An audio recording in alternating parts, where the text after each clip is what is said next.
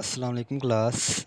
This is another video lecture for 6th class of geography, reading page number 3, solar system and earth. The solar system is composed of 8 planets which revolve around the sun in their respective orbits. The system originated about 5 billion years ago when a cloud of gases and dust began to spin. This gaseous material began to cool with the passage of time and appeared in the shape of solar system. In the center originated the sun, while the circulating gases and dust become planets which began to revolve around the sun. Sun is a bright star. It comprised of hydrogen and helium gases. The temperature of its outer surface is about 6000 degrees centigrade. It is a source of temperature and light for all the planets of the solar system. Planets.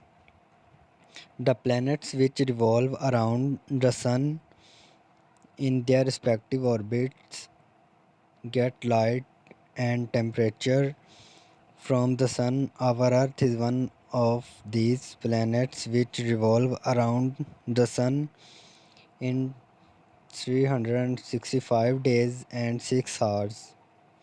Now page number 4, shape and size of Earth. Shape of Earth. Earth is around like a football. If we travel in any direction on Earth, we shall reach the same place from where we started our journey. In ancient times, the people experimented and learned that the Earth was round.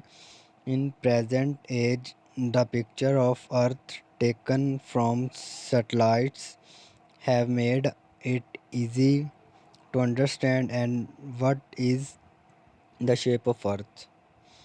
Now page number 5, size of Earth.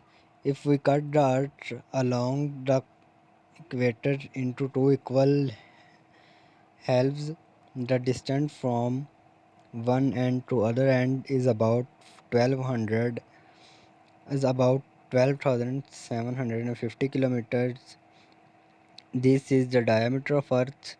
If we move along the equator and take a complete round, the distance is about 40,000 kilometers.